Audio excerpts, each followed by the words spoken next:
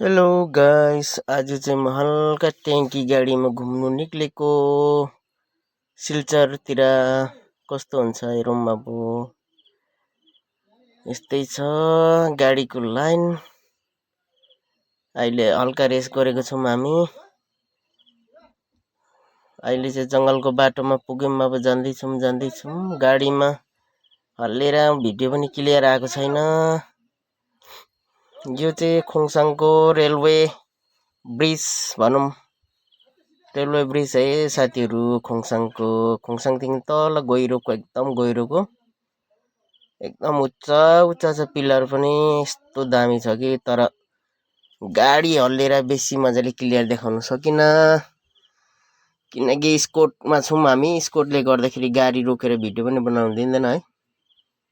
त्यस्तै छ है साथीहरू। ल यस्तै भए पनि हेर्दै गर्नु होला। यो चाहिँ भन्नुहुन्छ भने नोनेको ओभरब्रिज यो क्लियर भइसकेको छ। नोनेको ओभरब्रिज है साथीहरू। यो चाहिँ पहिला आधी मात्रै थियो, अहिले चाहिँ पुरै क्लियरै भइसकेको रहेछ।